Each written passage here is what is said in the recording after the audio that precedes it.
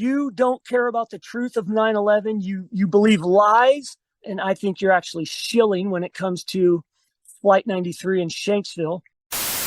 You cannot trust these quote unquote witnesses. You just can't. If this was a genuine movement, they'd be separating the wheat from the tares. It is, I will say, objective truth that no plane hit the Pentagon and no plane hit that field. That's what the evidence shows. Hello everyone, that was the voice of today's guest, Eric Sandstrom. Eric and I have corresponded over a number of years, I would say cordially, in spite of us each thinking that the other is part of the problem when it comes to 9/11 truth. As you heard, Eric is firmly convinced that no planes crashed at either Shanksville or the Pentagon. This is not a position that I seriously entertain. I didn't invite Eric on to explain it. I'm not being insulting here. Eric is even more contemptuous of my position than I am of his. For me, this conversation represented a chance to see how people form their worldviews, the role conspiracy culture plays in that, and to find out, can we dialogue across these ideological boundaries? I start out by asking Eric how he became interested in 9/11 truth. It actually happened 2014. I didn't even know it was on 9/11. I was on Facebook and I came across that old platitude, never forget. And I was like, huh. And I remembered a bootleg VHS I watched in 2006 where there was no doubt something was up with those towers. So I looked at it for a week, and the linchpin was that the 110 stories on each tower, and each floor was an acre in size, or 3 acres. No, an acre in size. That's right. And they were all gone. That was my linchpin. And I knew something was up. The towers, no doubt in my mind, the towers exploded. And real quickly, I'd just like to mention, I went on a Facebook debate page because I had power now. I had the truth. I was in alignment with the way things really are. And I went to my first Facebook debate page and I ran into Adam Fitzgerald, and he came off straight up debunker. And that's all I have to say. He was wrong. That's all. So that's how I got into it. It was 214. I came across an old platitude, never forget. I looked into it, saw that the towers exploded, and I was off and running. Okay, well, good to hear you and Adam have been chatting away for 9 years. Go on, yeah. And then just fast forward, you come up to August 11th, 2021. So that was, what is that, 6 years and 11 months? Mm-hmm. Exactly. And now I conclude, this is how I have it packaged, where there's no doubt what I'm saying. It's controlled opposition, but I like to say the same evil force that did 9/11 is the same evil force behind the 9/11 truth movement. Okay, now just let me rewind you for a moment. Prior to that event in 2014, were you a guy who was generally suspicious of the government, or did you think everything was basically what you saw on the evening news was kind of the case? I had no interest whatsoever. To this day, I don't think I've ever watched a news briefing in my life apart to look at the weather. I no interest in politics. It's like a nauseating topic for me. So none. Okay, so that's it. Has no problem that, because when you see the towers explode, by default, the government is accountable. Right, but you're not a guy who's like you're not a guy who's looking at the geopolitics of the Ukraine war at the moment or anything like that. No, not even. Nope. Okay. Couldn't even define what geopolitics is, and I don't care to know because it doesn't matter pertaining to what I'm. Everyone has their thing, and right. This thing that I'm into is a dead end. The 9/11 truth movement is a flight to nowhere. I'm sure I will elaborate more on that as we go, but hopefully that's sufficient. That's how I got into it. I came across a platitude in 2014. I never had any interest in government affairs, or political affairs, but by default, this 9/11 enters in that realm. Okay, so I'll just voice my recollection of how we encountered each other. So I met Adam first, Adam Fitzgerald, and I interviewed Adam. Thought he was an interesting guy, and we are both interested in geopolitics.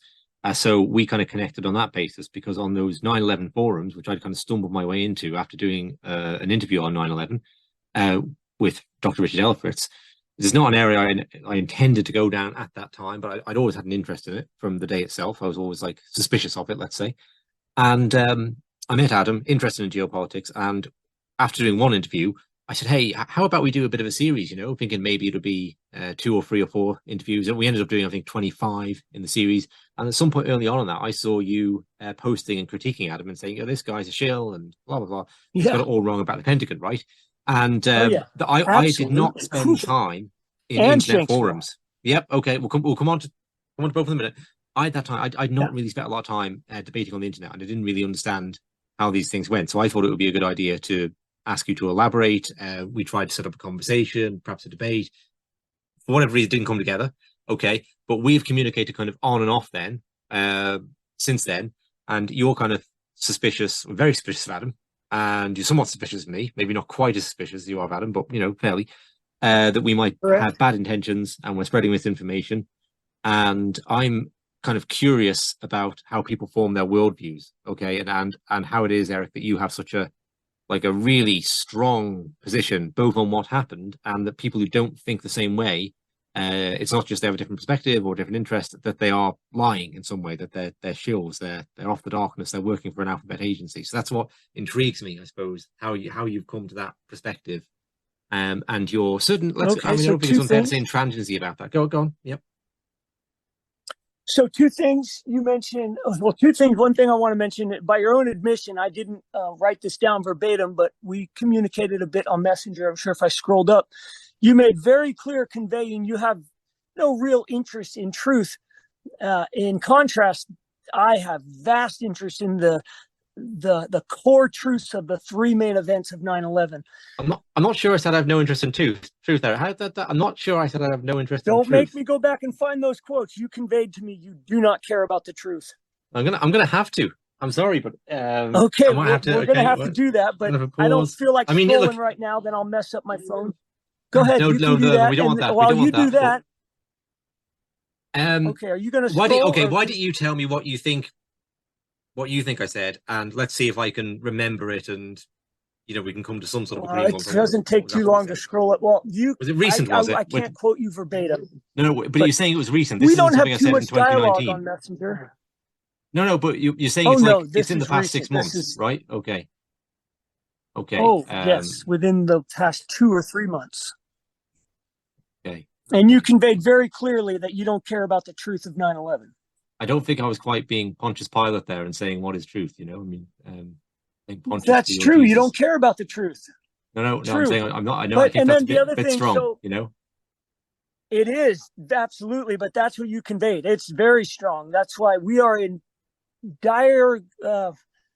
Hang on, how do I phrase that? We are the antithesis of each other when it comes to looking into 9/11. You talk about geopolitics, where that's something, quote, we the people, end quote, can't do anything with, because it's all subjective, all of it. And moreover, Adam lies in that, but that's subjective too, right? Okay, so yes. And the other thing, we can go back to that, but you mentioned the worldview. My worldview is a biblical worldview, and I'm not going to go off on that. But that's fine. Say you did mention a worldview. Yeah.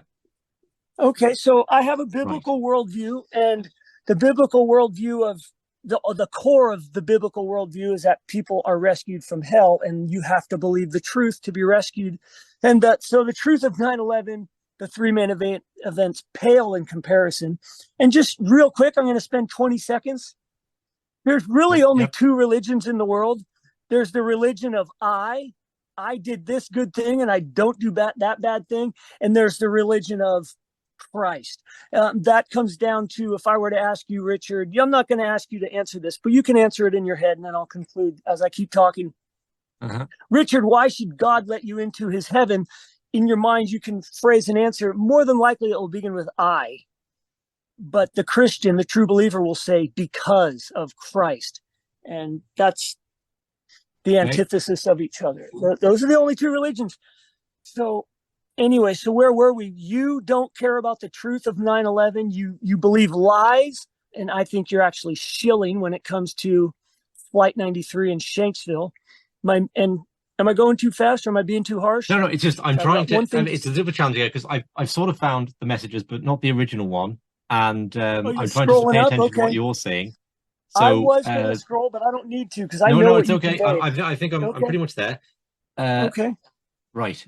So the reason I believe why I believe what I believe is, remember when we talked about I was going to go live and have a debate with Adam Fitzgerald, but I was a bit camera shy. And Yes. do you remember that? And you did. You Very phoned well. me on Yes. Messenger, and we went face to face, and we were talking about a few things. And you held a book up in your hand, and you showed it to me on screen. You said, "You ever read this?" I said, "No. What's it about?" And you conveyed it was about the plane going down at Shanksville. And I was like, I have never forgot that moment. Right. And I'm like, I've never remembered it, but okay. Right. And that's why I believe you're a shill. Because Okay. how could you forget a book that you read? Right. So I've let's see. Yeah. Well, I mean, that's the only dirt I have on you, apart from I mean that's being not with Adam it could be Fitzgerald worse. and never receiving correction. It's not Catholic priest level of dirt, so I'm okay with that one. But let's see. I'm going to let go of the cap. I don't know what you just said about the priest, but false religion. Go on, Richard. Dirt probably wasn't very funny. Okay, it's I put to you, Eric, in response to you saying I don't care about truth. It's not that I don't care about truth, and I'm saying in terms of right. Well, I don't know why it's not. Are you reading what I wrote and you wrote?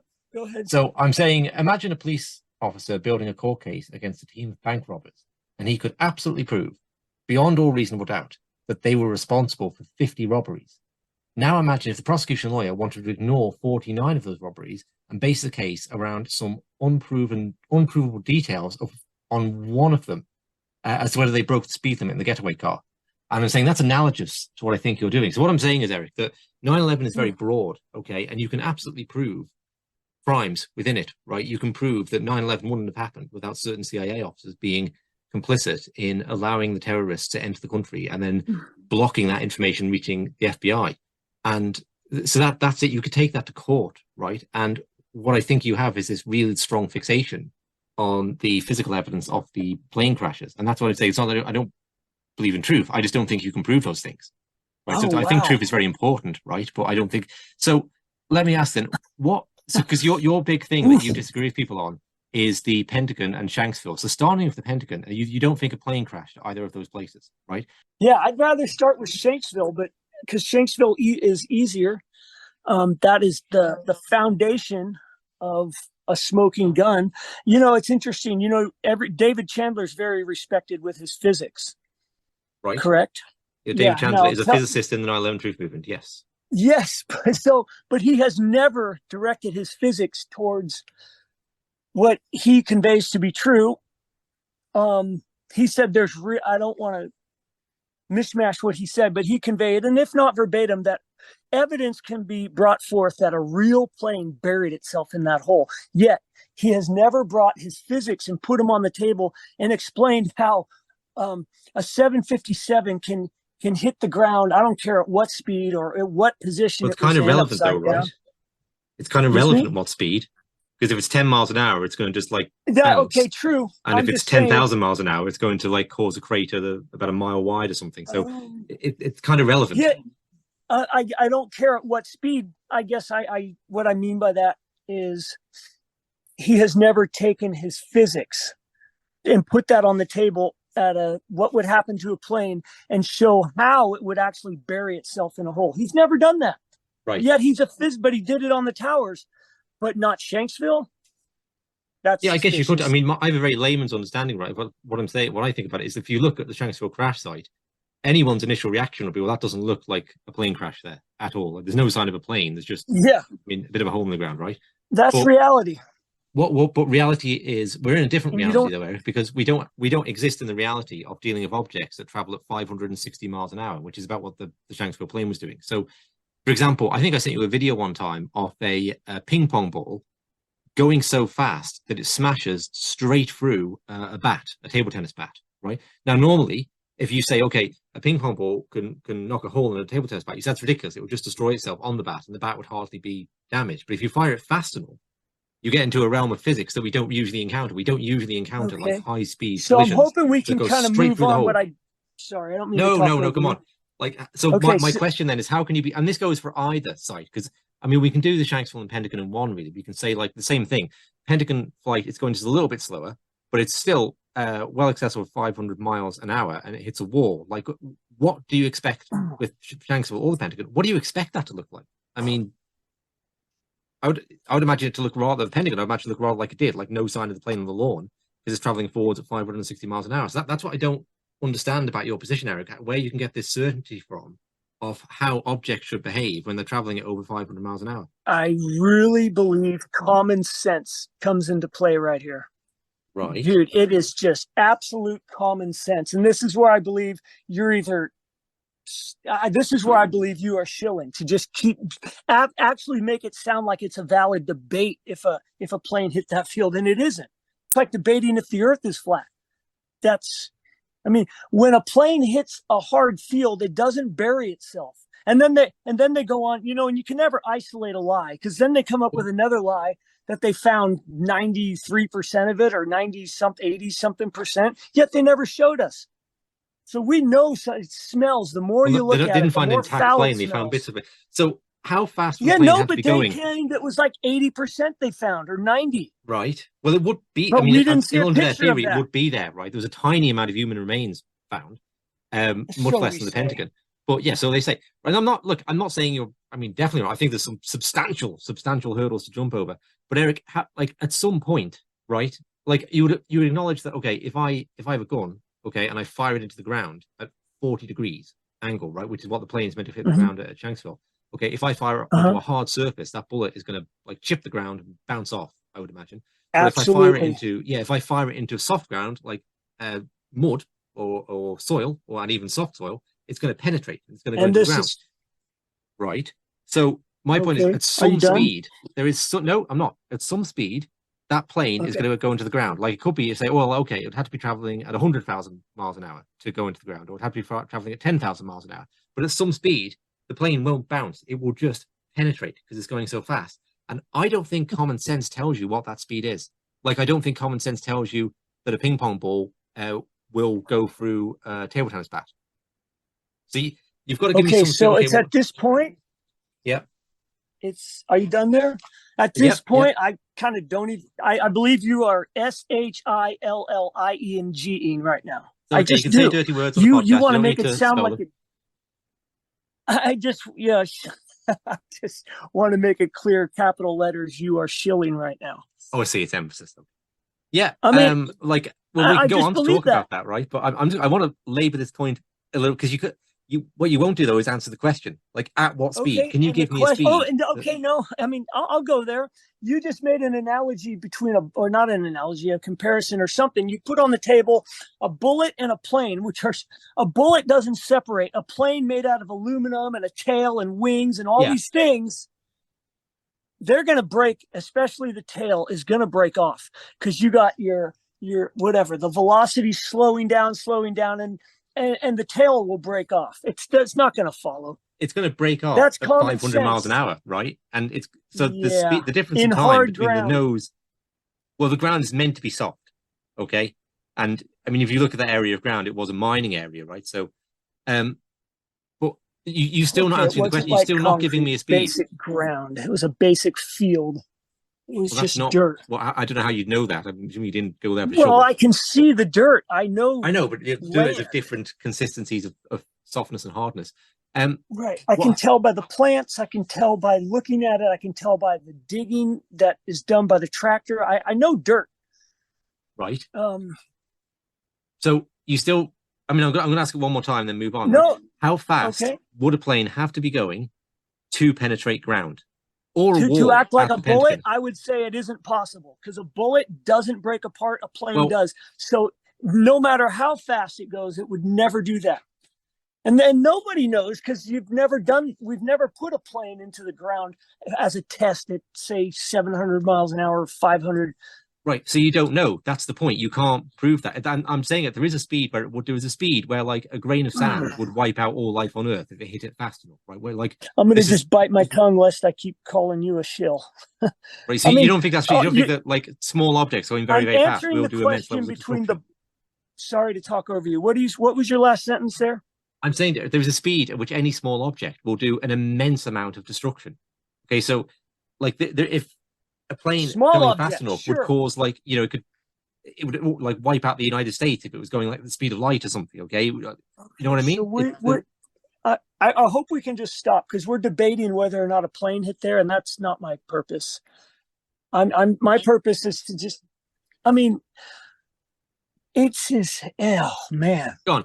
I think you're not going to answer. So go on to what you want to talk about next. That's all right. Okay, so even Christopher Bolin, I can't pronounce his name. Christopher B. You know him. Yes, I know of him. I don't know his work at all, really.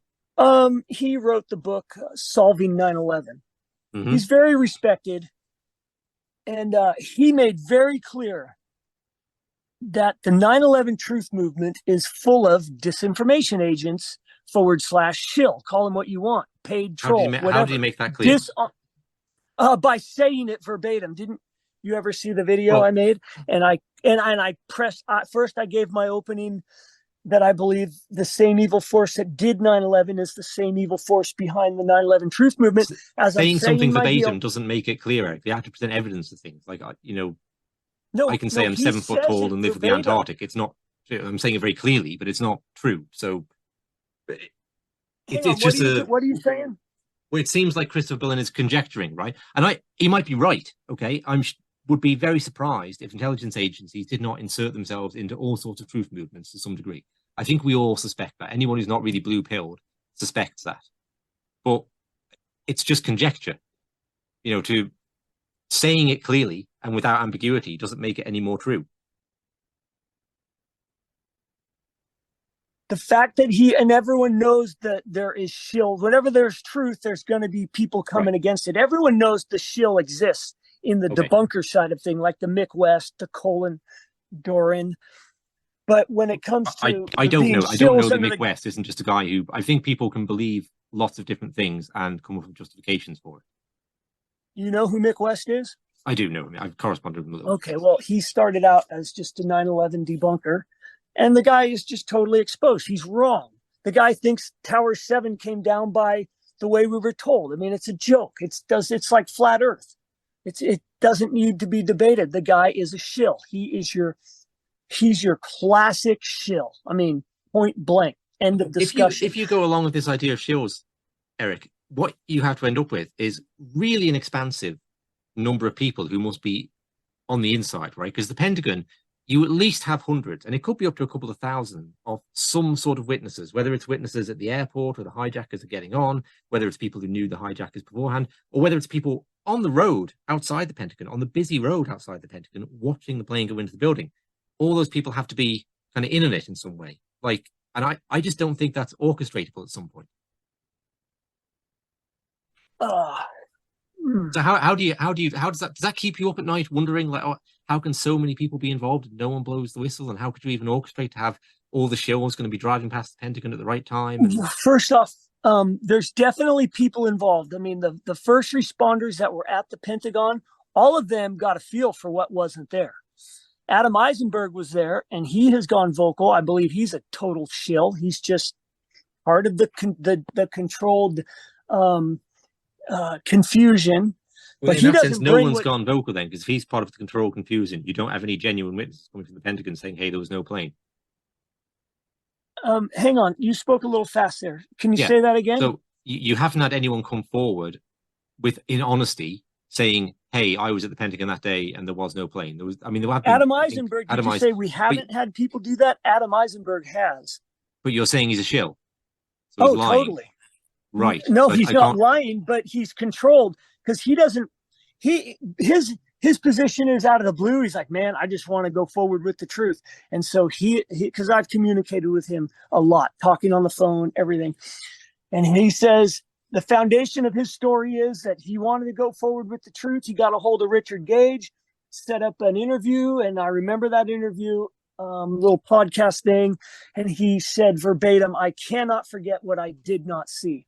And I've talked to him, I'm like, they're all those first responders. And this is where I was going with what you said concerning all the people involved. Everybody who was a first responder knows what wasn't there. Everybody's got a feel. Everyone's got a vibe. if a plane was there or not. Eisenberg was there. Right. I don't think he's a very reliable witness if you yourself are saying he's a liar. Okay. He's dishonest. He's not lying. It's like Craig McKee. He's not lying, he's dishonest. Next. He's dishonest. He's controlled. He can only Right. go do so much. So, Eric, again, I have to. It's not a problem for you.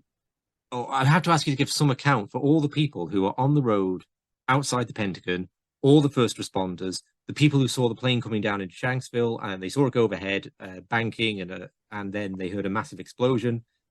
All of this doesn't present a problem for you that none of these people, not only have they not spoken out, they have spoken out and they've said, yeah, I saw a plane hit the Pentagon. You'd have to think that they were all in on it.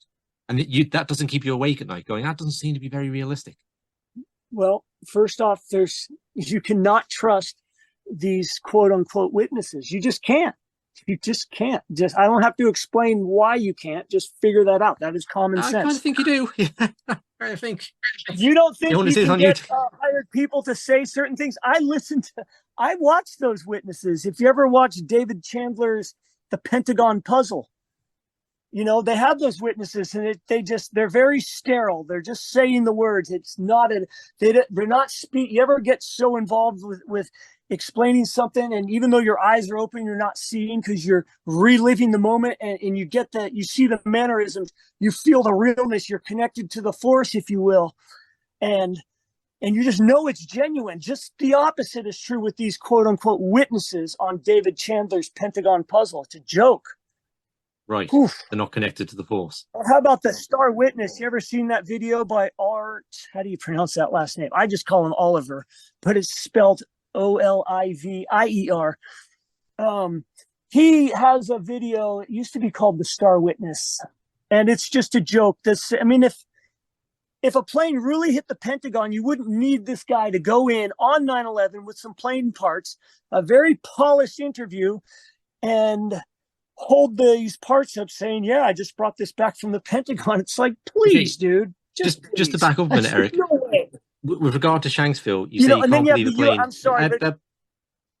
I'll just finish the question, Eric. And you got the USA Today witnesses. Right. Okay, you don't trust the witnesses. USA Today witnesses. Yeah, well, those USA Today ones are another one. These are blatant ones that if it was a real event, you wouldn't have these ridiculous witnesses. I'm just going to go back. I got to say about the witnesses, they're not genuine. Yeah, okay. I'm just going to go back for a second. The reason you don't believe Shanksville is because you don't believe a plane could go into the ground like that. Is that the same with the Pentagon, that you don't believe a plane would penetrate through the building when it hit it at 500? There's more than just the common sense of that. There's also the mayor of Shanksville saying there was no plane. The photographers, there was no plane. The first with the Pentagon, coroner. Eric, with the Pentagon, you don't believe that. What's the question? You don't believe the plane could penetrate the building. You think you would see, I don't know, the tail end of it poking out. What do you think it should look like? Yeah, absolutely. You would see some major parts outside that building, and then you would see some major parts in the building. There's 2 indestructible engines that were not there. Boom. Right. I've seen photographs of an engine, and again, I don't get. I'm not saying you're wrong, but and the other thing about Craig McKee, what happens? The other thing about Craig, right? Yep. Like Adam Eisenberg, and I told you I'm going to relate that to Craig McKee. Both of those people tell the truth, although they don't bring it home. Like Craig McKee got so good at what he was doing, he had to stop. Now, that's subjective. Well, maybe he stopped because of the COVID ruse. But come on, that stuff is well over. And the last article was about fraud. It was obvious that Costi and Chandler are frauds, and he made it very clear. And that's the last we heard of him. You would have to think then, Eric, that a considerable percentage of the population, just the US population, the world population, are on the payroll of some alphabet agency, are shills, right? Because it's not just like 9/11 isn't the only conspiracy out there. Like this whole COVID thing, right? That's a big thing, right? And then you've got the Boston bombing and this and that and the other, right? So that's it. You know how, because like you're talking about. I mean, you're just going into thousands and thousands of people at a minimum, right? And they all keep the conspiracy of silence, and nobody ever thinks. I don't think the CIA are paying me enough to research 9/11 all the time and chill about it. I'm going to write a book. I don't know how that works. Chill. Yep.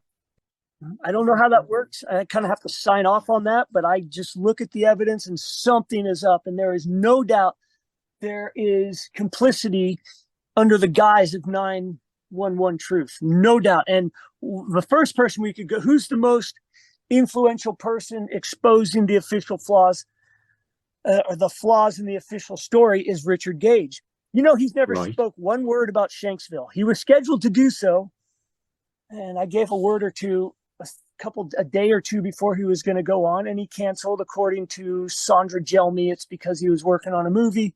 Okay, well, that movie's over. Let's hear it, Richard. See, he's in a pickle, because if he just claims reality that no plane hit the area, then that by default puts Chandler as a shill, Dwayne Dietz as a shill. You know, Costi doesn't have a word about it because, you know, he's in a pickle. So, yeah, I don't know how it's controlled. Once you start lying, you get yourself in a pickle. Okay, but the people you're mentioning are like, and this is by your own standard here, right? You think the Twin Towers came down and it was, there were bombs in them and all the rest. So the people you're mentioning, what do you mean? I think that's reality. I hope you do. Okay, I try to maintain some kind of neutrality as an interviewer. I'm not. It's not the BBC around here. I just try and make, you know. So this is where you don't care. This makes manifest that you don't care about truth. No, I think. And by the way, I think it's appropriate as a role of an interviewer, Eric, to just accurately portray things. Okay, now, and as I'm saying, okay, that is your thought. The reason I'm saying that, I hope you wouldn't do Eric, the same. Hang on. The reason I'm saying I'm getting out of control. The reason I'm saying that is because. Do you think it can be a net gain for the alphabet agencies to pay people like Gage and Costi and Chandler? Because haven't they done a lot to bring the truth of 9/11 to light in terms of showing what's happened at the Twin Towers and that kind of thing? Yes, but Alan Sobrowski made clear we the people can't do anything knowing the truth about the towers, but the Pentagon is different. We can do something, and that's why there is confusion centered around that. And I tried to get a hold of Sobrowski recently, but he's also part of the sham. Concerning that is why I got a hold of him, and he just instantly blocked me. Okay. And, right. Well, that's unfortunate. Yeah. Because he knows. He knows he's part of the sham.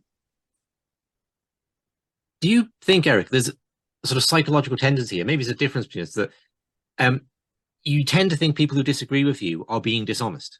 Okay, and that suggests either you're discerning correctly that they are being dishonest, or that you find it maybe hard to see how people can have a different perspective and not see the same things as being important. So, for example, when I say to you, look, this thing about the Pentagon plane crashing or Shanksville, one, I don't think there's a lot of evidence for it, and two, because there's not a lot of evidence for it, I don't think it's an important avenue to explore. Like, let's allow the possibility that you could be correct. Okay, I can't see how that could happen. I personally can't. I don't find the physics that compelling, and I can't get over the eyewitnesses, the sheer number of eyewitnesses. But let's say I'm wrong, right? Let's say that somehow that was all orchestrated. Well, I don't think you can prove that, right? So I don't think that's as valuable as other aspects of 9/11, like demonstrating the CIA's relationship with the hijackers, say, or the general relationship with radical Islam going back through the 90s and the 80s and so on. So, like, you could say that's a legitimate difference in perspective between you and I, that people just look at different problems, and people look at the same problems and they come up with different kind of solutions. Or you could say it's me being dishonest and trying to obscure the truth of 9/11. And you would definitely go for the latter of those. You say it's because I'm being dishonest, because I'm being, somehow financially compensated for this. But so, yes, like, do you think that's a thing, Eric, that maybe you could miss how people just have different perspectives? Absolutely. Not everybody is quote unquote involved. Right. But when you look to the bigwigs like Christopher Bolin, CIT, Craig McKee, and then there's some common folks, seemingly common folks like Gene Laratonda and his sidekick. They're a couple. Sandra Jelmy. I mean, what a joke. I won't even go into that, but just guaranteed they're involved. Guaranteed. Adam Ruff, guaranteed. Right. It seems like you're saying two different things here, Rick. It seems like saying, yeah, different perspectives can exist and not everyone's involved. However, all these people, that they don't have legitimate different perspectives. They are involved. Yeah. Yeah, I might be going a little bit. I might be making a mistake right there, because those people aren't known as real heavy hitters. But let's just stick with Christopher Bolin And James Corbett, man, that 20th anniversary presentation he did, boom. That's all I got to say. Get me on the line with him. Let me ask him some questions, see how he fares. I'm not going to go into why I mean, I could go into it real briefly. James Corbett on that 20th anniversary, he painted the truth movement as just a dying effort and sigh, sigh, sigh.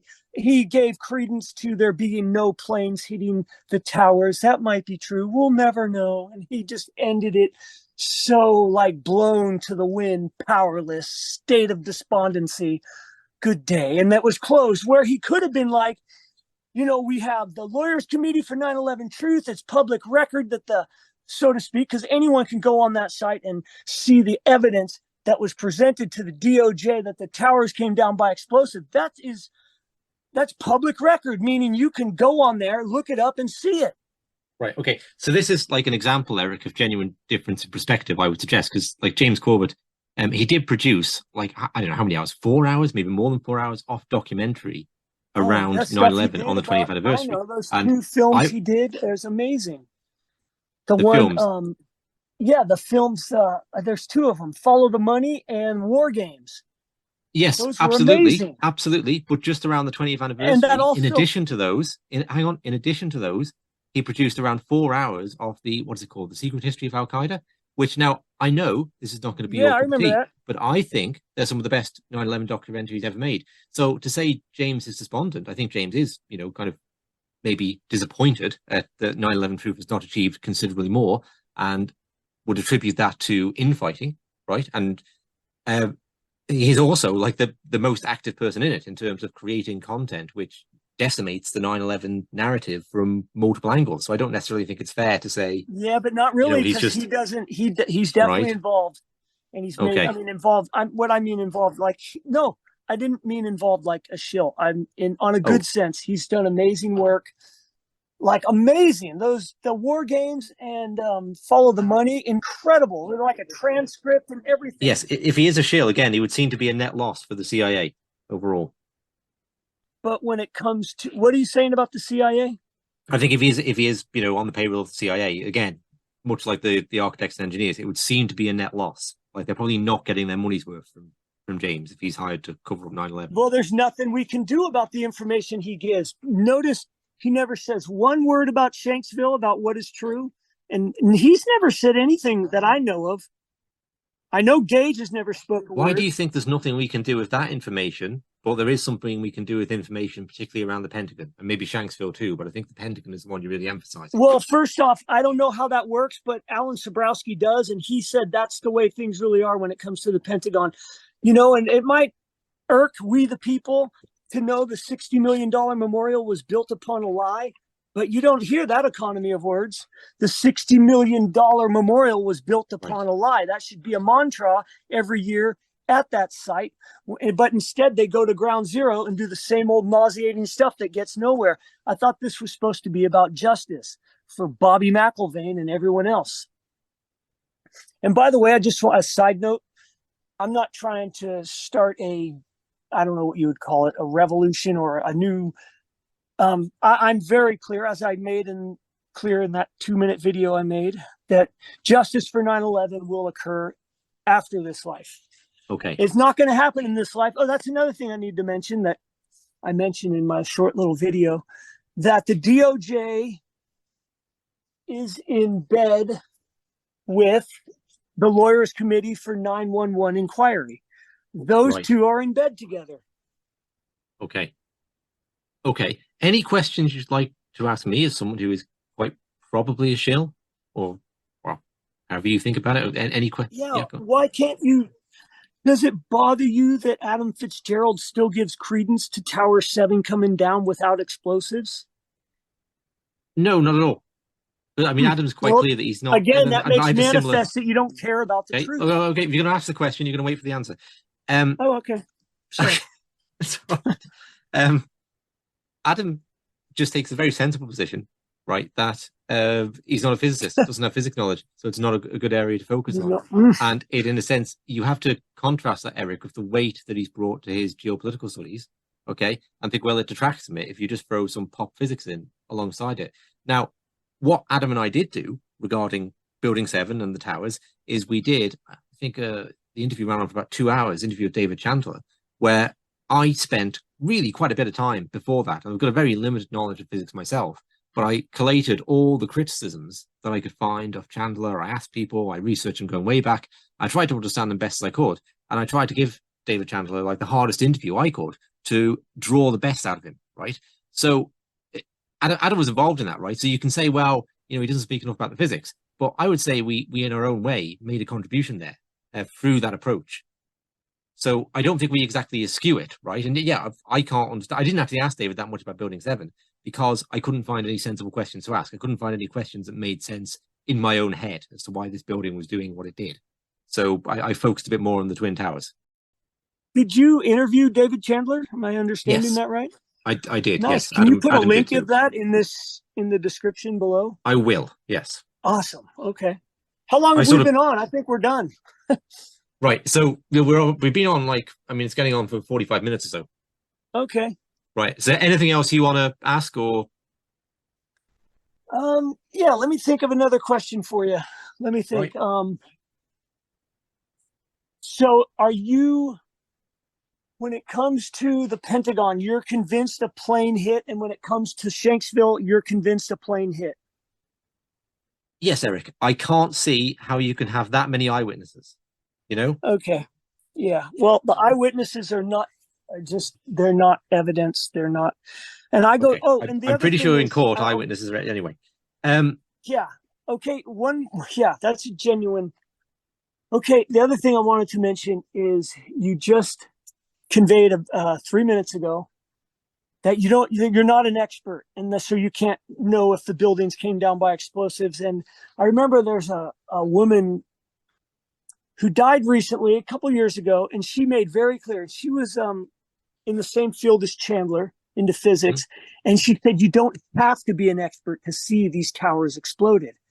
And you don't, and it's my position, you don't have to be an expert to see no plane hit the field and no plane hit the Pentagon. Yeah. This is my problem with the idea you don't have to be an expert to see things, because you might not have to be an expert to see the towers explode. Okay, let's allow that, or Building 7. But then this idea of you don't have to be an expert expands to you don't have to be an expert to comment on all sorts of things, and suddenly you're getting yourself into trouble because it turns out you do need to know something. You don't, though. You really don't. I mean, when a plane hits a building, it's going to leave some pieces. And the other thing, the further you go back to the day of the event, you're going to get reality. You're going to get portions of good truth, like Jamie McIntyre conveyed that the whole plane went into the Pentagon and there was no pieces except small pieces you could fit in your hand. But later on, we see big pieces. So we know something's up there. And it wasn't out of his view. It was right in front of the lawn. They put big pieces of plane. Right. So, oh man, right. This is where common sense needs to just take a hold and boom. But people don't do that, and no one drives this home. And it's just a big web of confusion, and nobody knows. We just don't know what happens. And Richard Gage sitting in on October 25th, 2021 or 20, I think it was, with Chandler, 21, with Chandler, and Fitzgerald was in there. And Gage says, I'm delighted to be looking at this compelling evidence. Delighted to be looking at compelling evidence that Flight 77 really hit the Pentagon. Please, Gage, just please. He's just saying that. He's shilling. Boom. Right. So, you think that I'm receiving a financial reward, and I'll throw Adam's name into the mix, that Adam and I are receiving some sort of financial reward for the work we do. Man, you're doing something. Adam is definitely. Some kind of reward. Absolutely. Yeah. For sure. I mean, you're doing something dishonest. And if people do things for money, you're definitely being dishonest for something. Absolutely. I mean, I don't believe you come across as a very smart person. I'm not saying I'm smart. I just have common sense, and I don't care of the implications of these lies that were told to us on that day. Well, that's what I fundamentally disagree. I think your common sense is getting into trouble, Eric, because I don't think we can apply common sense to what happens with objects traveling at 500 miles an hour. It was August 11th, 2021 that I came up with, the same evil force. And the events that have happened since then is proving it more and more, I believe, is solidifying, unless I'm delusional. As time goes on, I'll be delusional. Put me on stage with Gage or Boleyn and just let those guys make a mockery out of me. I want to be corrected if I'm delusional. Well, okay, I'm going to ask this and then I'm done, right? How would you be corrected? Because you don't seem to let any information in that is contrary to your position, and you don't look at what anyone else is saying. You don't read any more broadly. So I'm not sure how it will be possible for you to be corrected.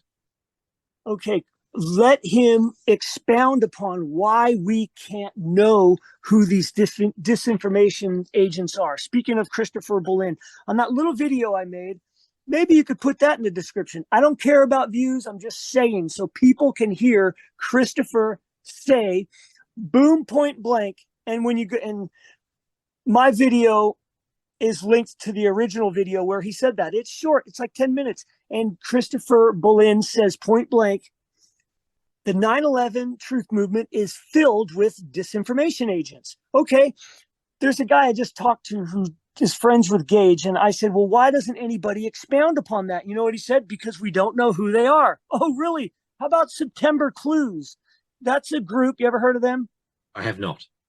Okay. That's a group that says nobody died in the Twin Towers. And this this is way out there stuff. But they're also, you got people like Sheila Casey, very well-respected woman, worked with CIT. And she's now going forward claiming no airplanes hit the towers. What a joke, Sheila. And I know she is shilling. Yeah, no, I think it's quite possible. I think like the interjection of nonsense could well be I think you could have a very good point there. I do think you can get yourself into trouble looking for shills. She's a shill. She is doing something. Yeah, right. I think you can cause more harm than good, right? Because you start accusing lots of people. It ends up being very divisive, right? So I think. Well, I need to be corrected. It's a bit like the witch hunts, right? You end up like burning a lot of innocent people. I may be calling. We're talking over each other. I'm sorry. Okay. I may be calling people shills who aren't, but man, Sheila. Oh, Sheila. It's like. No way does she believe what she's proclaiming. And that should get the alarm attention of people. And Christopher Boleyn should expound upon what he said and be active. I thought this truth movement is still active, but no, it's dead and it's dying. And I know all these people want to eventually get out of it. I'm just going to say something real quick. August 11th, 2021, when it hit me, I phoned up Dwayne Dietz, went face to face with him on Messenger, and maybe he forgot who he was talking to, but I conveyed clearly to him, I believe the same evil force that did 9/11 is behind the truth movement. And he said, you know what he said? He said, that hasn't come out yet. Like, whoa, like that's a plan in the future. Right. Like one group is going to point to another group. I don't know. That's speculation, but I know what I heard. Because what I'm saying is, Richard Gage doesn't want to keep doing this. He wants to get out. Christopher Boleyn doesn't want to keep doing this. The lawyers committee doesn't want to keep doing this. They need an escape to get out. And, eventually they're going to say, well, there's no grand jury. It's not going to happen, even though it's been 5 years telling us it is. And so that's why Corbett goes on the 20th anniversary and gives the dying message, not the hopeful message, because he's a shill. I want to go live with Corbett, not because I want a platform. I just want to ask him questions, but he won't do it. I know he won't, because he'll get perplexed. He's probably got more once you lie, to do with his time than I do. Once you lie, anyway, once you lie, you ever notice you can never isolate one lie? You can't. Once you stand on a lie, or once you lie, you are stuck. And that's why none of these guys will go live with me. You're kind of you don't care about the truth, that's the reason, so you're easy to talk to. I don't care about the truth. I've told you that's not true. I didn't say I didn't care about the truth. I'm going to find that verbatim. I will find that verbatim where you you said, because what you read was either after or before. Find it, soon enough. I'll read it into the end of the podcast. Okay. I don't mean right now. I just mean, the next few days. And don't go deleting it. Okay. No, it's all right. I say that jokingly. Right. Yeah, that's fine. Okay, Eric. I think I understand you a lot better at the end of this, right? Okay, so sometimes I'm a bit perplexed. Why do you think what you think? I think I understand you a lot better. So thank you for that. Anything else you want to say, or? No, just I do want to mention that to please post that video of you and Chandler in the description? Yeah, it's on my channel. I'll put it in the description of this video. No problem. Okay. And Okay. again, I just wanted to mention the truth movement pales in comparison about the truth about how to get to heaven, and it comes by believing. Okay. Real quick, hey, Richard, Yep. just real quick. I am not going to carry on with this. Do you know the most famous verse in the Bible? King James version of the Bible. The most famous verse in the Bible. Verse in the John Bible. 3:16. John 3:16. Is it he who believes in me? Yep. Yeah, it believes. There it is. It's for God Right. so loved the world, he gave his only begotten son, so that who should ever believe, not be a good person, not go to church. It's believe. And by believing, you get a new birth. God changes you. But it starts with believing Romans 3:10 that you're not a good person. Right. Well, I can't help but notice the parallel there. That in terms of 9/11 truth, what people believe is very important to you. Oh, right? I've seen parallels all through the Bible in 9/11 truth. If people would have, if this was a genuine movement, they'd be separating the wheat from the tares. You know, we got the Mormons, the Jehovah's Witnesses, the prosperity gospels. Those are the dogs outside. The Christianity is pure because we stand on doctrine and we stand on what is true. And it is, I will say, objective truth that no plane hit the Pentagon and no plane hit that field. Right. That's what the evidence shows. But you got Claudio Marti, who just allows everything. That's another thing. There was a guy with a banner. You know, I used to talk to Claudio Marti on the phone, and we used to talk, and I used to be really involved. And before these guys started hating me, and I used to talk to him, and all of a sudden I seen a guy with a banner proclaiming no airplanes hit the towers. And I got a hold of Claudio. I was like, dude, is this a real banner? Why would you allow someone to run a banner that says, I am the face of truth, and proclaim this nonsense analogous to the flat earth? And and then when he saw that I was questioning Chandler, he got mad, blocked me, and boom, like that. There's another shill for you. He doesn't care about the truth. No, anyway, I'm noticing the parallel, Eric. The parallel I was actually noticing really was between your approach to religion and your approach to 9/11, and this idea of it's very important to believe the right things. Okay, and I suppose that's not foundational. How I would think of it. Yes, I would not think of it that way, Eric. Either Christianity or 9/11 necessarily. Well, Christianity's spiritual, so that you can't believe the truth because it's a spiritual thing, and God has to open your eyes to it. Okay. But that's also connected to what you believe. But 9/11's in the natural. Just use your eyes, use your common sense, and you'll see. Right. It has nothing to do with God. Okay, Eric, thank you very much indeed. Anything further to add?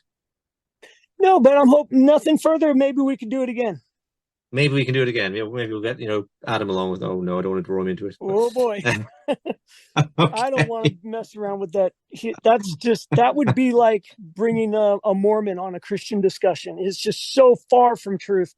It wouldn't be necessary or needed. See, people usually think Adam is evil and malevolent, and I'm more of a dupe, which I don't like. I prefer to be evil than a dupe, That's not a fair deal. But anyway, at least Adam's getting paid. Yeah, I only get half his salary. I don't have to work as hard. So anyway, all the work he does, though, he'd deserve it if he did. It's not easy. Adam Green always praises his good work. There's another one for you. Yeah. Oof. Okay, and on that note, we'll cut it there, Eric. I'm subjecting people now. Hey, real quick, I just want to mention my Facebook page. Real quick. Yes. There? My Facebook page got deleted. The one prior to that, I had a shill list, and Adam was at the very top. And everybody was in affirmative that dude is a shill. That's all I got to say. Oh, well, there you go then. Okay. I mean, if everybody on your Facebook page... There's a lot of them. There's a lot of them. Eric. Okay. All right, Richard. Thank you, Eric. Thank you. Good to talk to you. Speak again soon. Bye-bye. Bye-bye.